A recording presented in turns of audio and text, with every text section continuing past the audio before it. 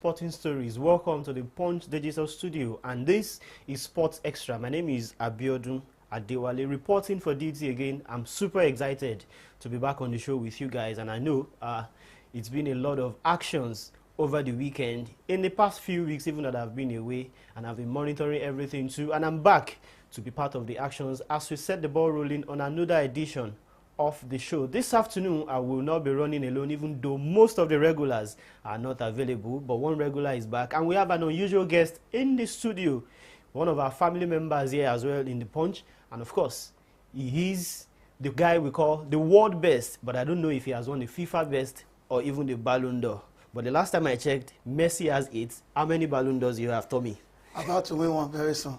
Well, thank you very much, and welcome to the show. Thank you for joining us on Punch Sports Extra this afternoon. You're welcome. All right, let's get the ball rolling fast as possible, and let's begin with a review of some of the cover stories that we have on the pages of our newspaper this morning, which is the Punch Sports Extra. The screaming headline there, which is Monday scores on Sunday as at yesterday. Super Falcon striker Monday gift was in action for our club Tenerife in the Spanish female La Liga, and she was unsung, scoring 2 goals in their 2-1 defeat of Rashidat Ajibade's Atletico Madrid Feminine. And it was victory for her, and of course another brace for another Nigerian over the weekend yesterday, and it was Chuba Akpom, who has been trying to get back into his groove at Ajax, and he has 3 goals in 2 games now, a brace yesterday plus another goal in the last midweek, and he's saying he's in his form of his life. Let's just see how well he's able to continue.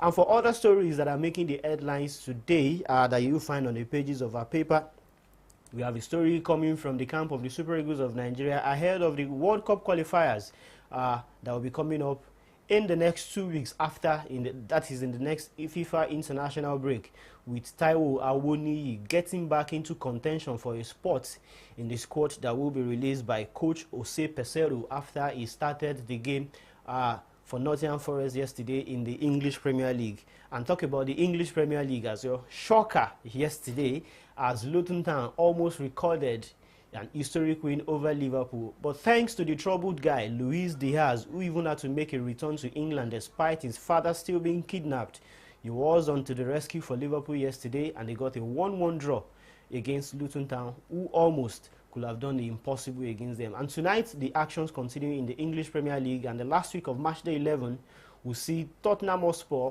host the shaking Chelsea. Mauricio Pochettino returning to his old ground, and there's been a lot of talk about how he comes and how they welcome him. We'll see much about that later tonight, but let's get onto the show properly, where we'll begin to tell you some of the things and most of the things that are already in the news today. And of course, let's begin with the English Premier League. What best? So it's time to talk, and let's begin with the biggest controversy of the weekend. You know, we've said this before on the show for everyone that has been following us. Video assistant referee in the English Premier League is like breakfast, and it's like it's going to be served to every team. But currently, the latest team that is complaining are the team that almost won the league last season, Arsenal, who are on the receiving end of a 1-0 defeat at Newcastle United. Anthony Gordon with a late goal, Arsenal with a late charge to try to get the equalizer. But at the end of it, they had to go back to that goal. That ball was out of play. It was not out of play. We saw that it was out of play. They should have seen that it was out of play. What happened? And of course, what best? Let's just talk. And I hope...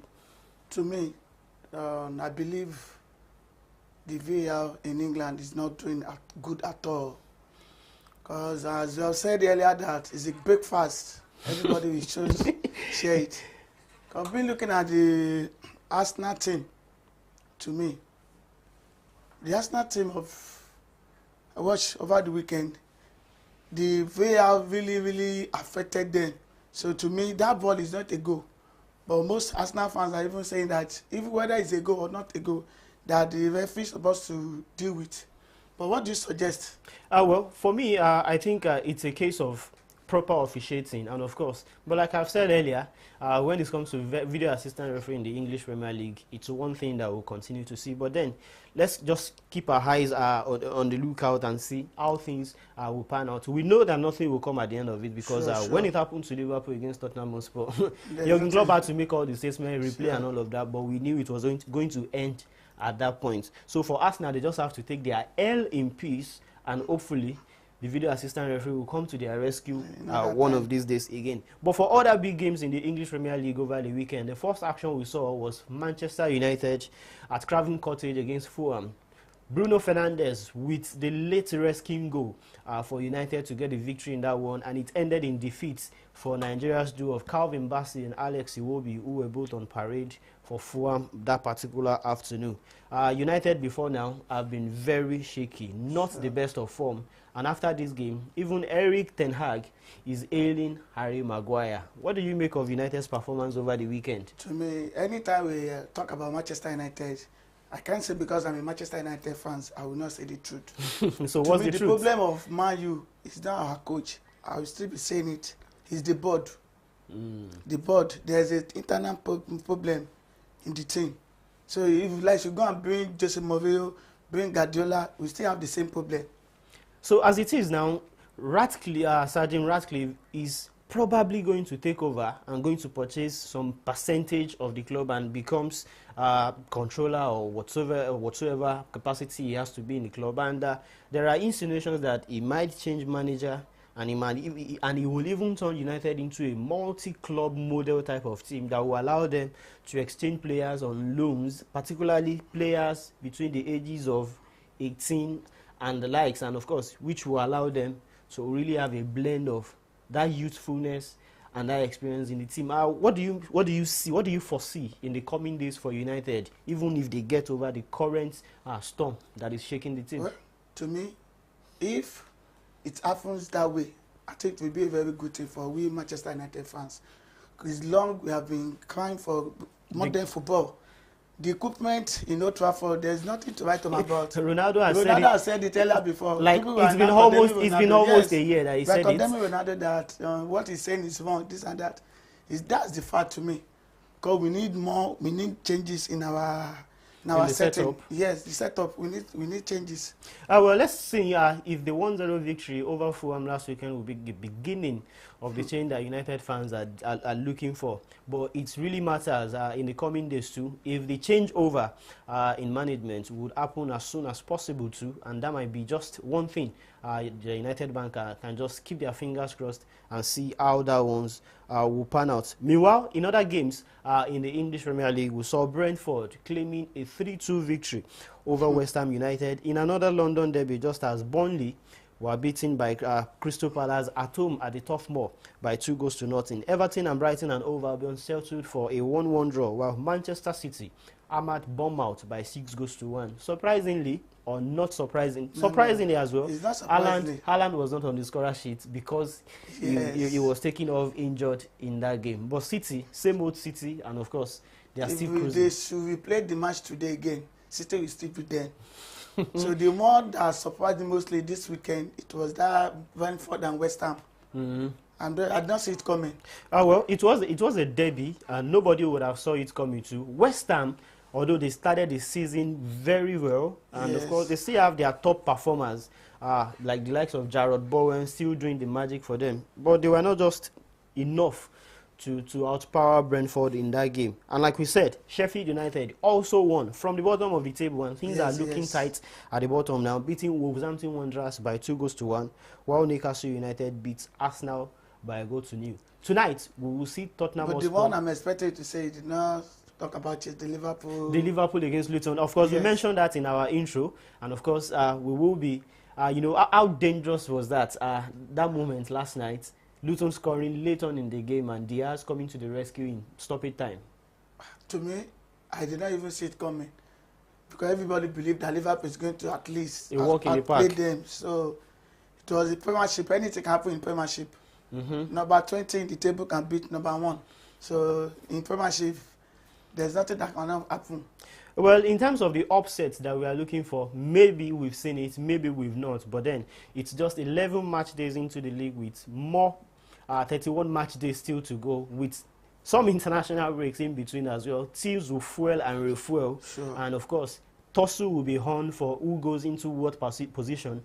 And at the moment, it's looking tight at the bottom of the table. Before we take a review of what the table is looking like, let's talk about the game that is coming up tonight between Tottenham Hotspur and Chelsea at the London Stadium. And of course, it's a London derby. It's a London derby, and it's a return for Mauricio Pochettino to the ground where he was perhaps the most successful stint of his managerial career. But right now, Ange Postecoglou is looking like the dream man, the man that was made for Tottenham Hotspur. Look at their run under him, and they are the only unbeaten team so far in the English Premier League. Any good news for Chelsea? Is there anything that Chelsea should be looking forward to? To me, today's game is going to be draw. That's what I predict. Why go for a draw when you can easily think an informed Tottenham can beat? Tottenham cannot beat Chelsea today's game. Regardless of how poor Chelsea have been? Yes. Chelsea will give them a tough time. Well, just because it's a derby or because... Yeah, because it's a London derby. And anytime Chelsea Tottenham want to play, it's always tough. Definitely. So, and I believe today's game, even if Tottenham did not take time, Chelsea can shock them. Even at the front of their own ground. Yes. Well, that will be some kind of, some of the things, some part of the shockers we'll be looking forward to in the season. The only unbeaten team, beaten by one of the teams that is not even informed. At the moment, Chelsea are even in the mid-table, and Tottenham Hotspur are having a life of their time on top of the table. Let's quickly take a look at what the table is looking like, with Manchester City temporarily on top of the English Premier League table with 27 points after 11 matches, and they are followed by Tottenham Hotspur in second position with 26 points from the same number of matches, and from just 10 matches, and they will be playing their 11th game tonight. Liverpool, despite the 1-1 draw against Luton tonight, are good enough to be in third position with 24 points, while Arsenal are on the same number of points as Liverpool, while Newcastle and Aston Villa follow in number 5, and Newcastle follow in number 6. And at the bottom of the table, things are really looking tight, with Sheffield United claiming a 2-1 win over Wolverhampton Wanderers. They have taken their points tally to 4 points, and they are still bottom of the table, but nonetheless, they have the same number of points as Burnley and AFC Bournemouth, just as Luton also have, Bournemouth have 6 points, and Luton also have 6 points. So the way things are going down, it's really looking tight at the bottom, and of course, the top, it's not really lonely there as well, because it's a walk of about 4 teams who are breathing down each other's neck with just 11 matches into the season. Now let's go straight from the English Premier League to the Spanish La Liga, where we have some kind of mixed result for the top sides in the Spanish La Liga. Last night we saw Real Madrid against Rayo Vallecano, and the Real Madrid tried to dig deep until the last moments of the game, but they were not just clinical enough from what I watched in the closing stages of the game. Not just clinical enough, not just organized enough to break down Rayo Vallecano. And as things stand, surprisingly, they are not the one on top of the table in La Liga. It is Girona who are holding forth. What's your take on what the way the La Liga has been so far? Well, to me, I believe this season, La Liga is more interesting this season than the previous one. I must confess. The previous years, if you see Madrid, Atletico Madrid, Barcelona, those are the 3 teams. Atletico Madrid doesn't even usually come into the mix. Yes, only between Madrid and Barca. But this time around, Girona from nowhere. But to me, I even explained to one of my friends yesterday that at the end of the season, I see Girona will finish out of top 4. Eventually, they might just be displaced. Yes. But we like what we are seeing at the moment, don't we? Yes, yeah, it's very, very interesting and fun. At least there's a lot of competition in La Liga now, not like previous years. And of course, talk about the team Girona. This is how they sit on top of the table. They won away at Osasuna by 4-2 on Saturday to take their points tally to 31 in the league, and that is why. And despite Real Madrid, because of Real Madrid's result, they are unable to topple them on the table. And for Barcelona too, they had to dig deep onto the last minute, in the last minute against Real Sociedad on Saturday. And it was an unlikely hero, like we coined yesterday, Araujo, who came to the rescue for them. Barcelona this season, Javi Hernandez is 2 years in charge of the team today. Yes. And in 2 years under him, they've been able to make some significant progress, not in Europe, but particularly in the league. They've been beaten to the league, and of course, they've tried as well to also rub shoulders with Madrid. do you think they are still looking like the same team that we used to know with the set of players that they have and how they have been building under Xavi Hernandez? What are they looking like? To me, I think they are still shadow of themselves. They are still coming up. Because you can't compare them with Madrid. 11 Madrid is now. Even Madrid are currently building, but, yes, but I think they've been able to acquire some of the biggest young stars in world football at the moment. Even Barcelona too is doing as well. He's doing it also, but to me, I think they still have a long way to go.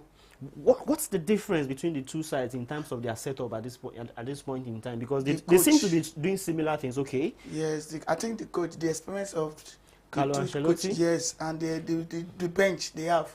You cannot compare the bench of Madrid to the bench of Barcelona. Yes, yes. And if you need experience, Ancelotti can just come from nowhere, bring 1 or 2 experience. But to Barcelona, after the set of the first 11, who else again to come out from the bench? Well, not the spectacular names on the bench, if you have to say. But then, in terms of talent too, I think they have some crop of players who are, well, equally still building with the team. And of course, because of the experience you mentioned, it was one thing that the commentator in the game between Real Madrid and Rayo Vallecano also mentioned last night too. After the substitution of Luka Modric out of the game, Toni Kroos came on into the game. Then the camera went to the bench of Real Madrid, and it was cited. And one particular name that was cited was Ada Gula, who was returning to the bench for the first time in many weeks as well.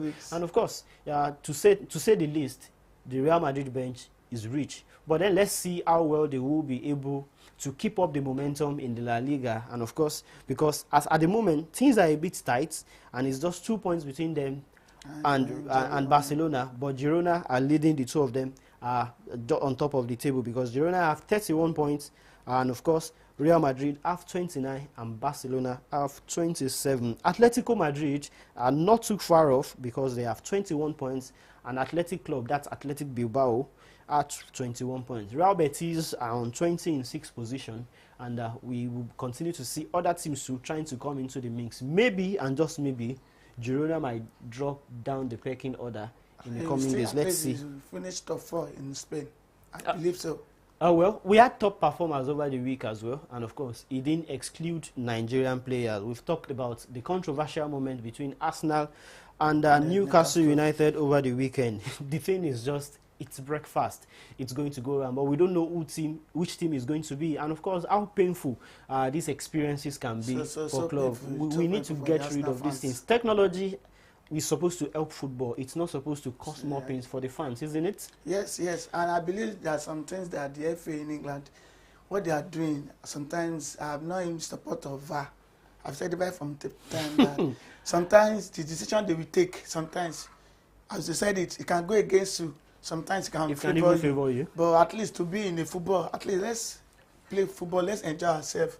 So the VAR is killing the result in England. All right, let's continue with the show, and let's talk about some other stories that are making headlines in the world of sport this morning. And it's time to talk about the Nigeria Professional Football League, which has also entered into match day 6 over the weekend, with 8 matches on offer yesterday, 2 more games to go, and of course things are looking interesting in our own league as well, with Enugu Rangers securing their place on top of the table, even with a game at hand. But then we've not seen the regular guys come to the party this season, except for the likes of Remo Stars, who are in the mix at some points. But it's been a kind of tough start to the season for many clubs, and of course we saw a lot of things that went down to determine who goes where and who goes where, changes here, changes there, and some of the clubs have been able to make the changes count. And one of those clubs is Enugu Rangers, who have been like a model to other clubs in the league this season. A quick rundown of the results that we had over the weekend. It's a 9-time champions, Eyimba Football Club of Aba, were at home to Kwara United yesterday at the Aba Township Stadium, or the Eyimba International Stadium as they like to call it, and it ended 1-0 in favor of the host thanks to a 45th minute penalty by Chijioke Mboma. Just on the stroke of half-time, they won that penalty and he converted it with aplomb to give them a 1-0 victory. And in Port Harcourt, not too far from Aba, it ended 1-1 between Rivers United and Sunshine Stars, your team, what best. And of course, if you've been following them really, you know that Port Harcourt is just a place that they go to and get the result. And they get the result. They always know how to get the results there. And regardless of how tough, regardless of how poor they've been, they definitely know how to get it. And yesterday, they will have got a win, but no thanks to Alex Oyowa, the new signee of Rivers United from Bayelsa United, who came to the rescue in stoppage time to score the equalizer after Sunshine Stars got their goal around the 54th minute. Somewhere not too far away from Port Harcourt as well, in Uyo, we saw Aqua United being held to a goalless draw by Plateau United, and struggle continue for Fatai Osho and its Aqua United stalwarts as they continue to look for their momentum in the Nigeria Premier Football League. And Rangers recorded a 2-0 victory over Atland of Owerri, and Atland are the only team yet to win a game this season. The Nazi Millionaires, maybe the money is still there, maybe the money is not even there, we don't know anymore. But as far as we are concerned, they are yet to win a game this season. To me, I think Atland case, sometimes, the previous Atland we know is not the one we know now. And the management of the team, they have an issue, internal issue, you understand? So I believe if they put their house in order, I think they can still get something before the end of the season. Hopefully before the end of the season, they will not go back to where they are coming from, because they were newly promoted from the NNL just last season. And let's continue a rundown of the results. And now in the Southwest, where Shooting Stars Football Club of Ibadan hosted Niger Tornadoes, and it ended 4-1. The game was 1-1 at halftime. Niger Tornadoes almost thinking they were going to get something away from Ibadan, but 3 beautifully taken goals in the second half ensured that 3SC coasted to a 4-1 win. And just yesterday too, we saw the Savannah or the dual derby between Gombe United and Doma United at the packed Pantami Stadium in Gombe. And it was the new club, Doma United, who prevailed by 3-0. Some moments after the game, spoke with a lot of fans and a lot of officials of Doma United. The excitement in them was so much that they now say they are the owners of Gombe, that they have come to stay in Gombe. A new club. They play good football. They play good 2 years football. In the NPFL, and they're already taking control of the way things Those are the challenges we want in the Nigerian league. And we want new team to come up to challenge the old teams like the Enyimba, the Kwara United, the TVSA. We need more challenges for the league to grow. And of course, talk about challenges. 3SC is one team that will give you some kind of testimony about the kind of tough run Remo Stars has given them in the Southwest Derby in the last 3-4 years. And of course, let's continue the rundown of the results. One of the biggest games yesterday was between Bendel Insurance and Remo Stars at the Samuel Ogbemodia Stadium in Benin.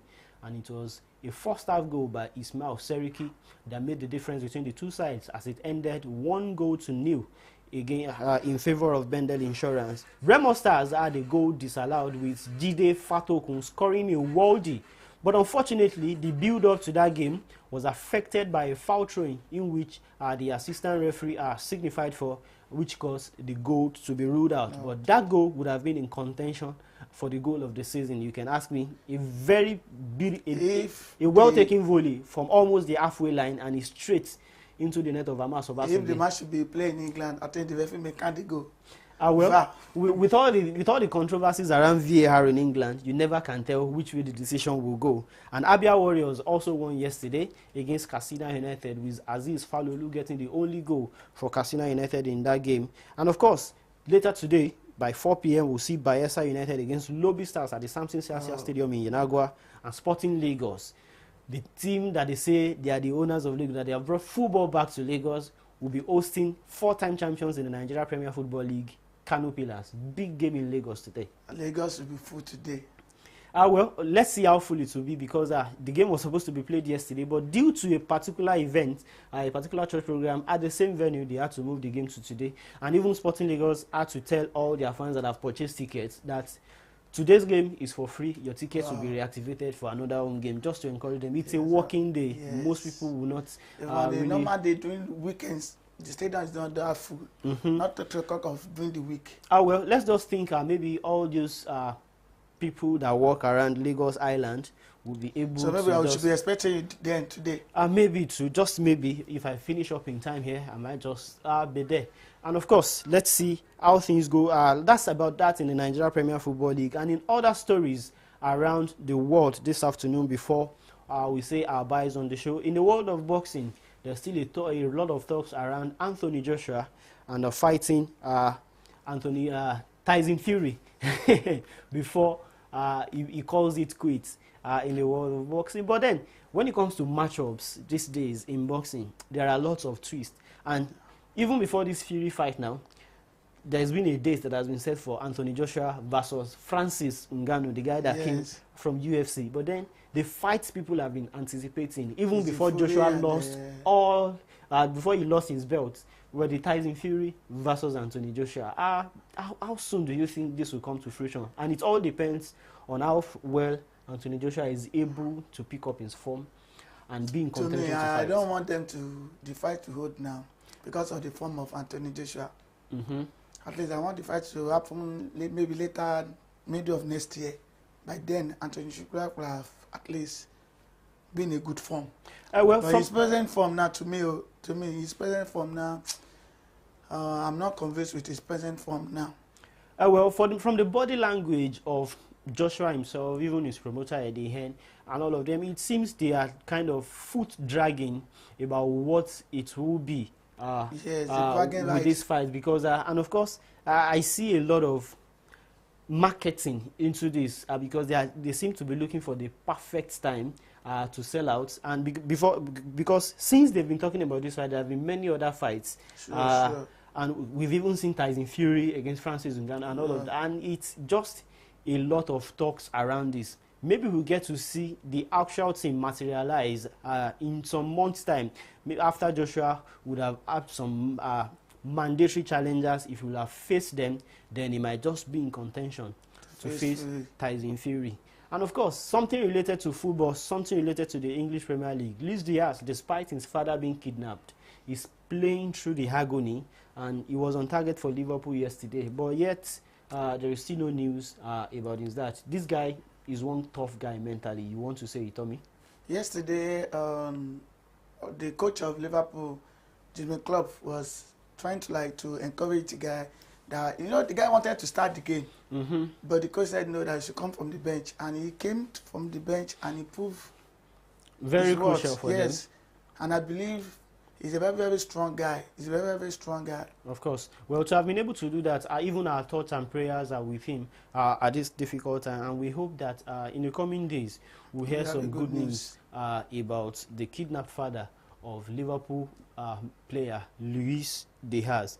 Well, it's time to say our byes on the show, but we will not without talking about the Fantasy Premier League, which we all do here as well. But then it was a drab weekend across the world, and of course, not even players, first-timers like Melanie Shola, who have been flying high, had most of the points. Not even the high flyers of this world have the most points. Not even the table toppers have the highest points. But of course, if you look at the highest point there, you still see someone getting over 100. You wonder how they do it on a weekend where you captain Haaland, you vice-captain Salah, or you captain Salah or vice-captain Haaland, and the two of them were just totally missing in action in the weekend. A very dry weekend as it is, and of course, it's just as you were on the table in every league that you probably belong to. But let's see the way things will be before the international break. Let's see, some adrenaline will be pumped in, and by the time the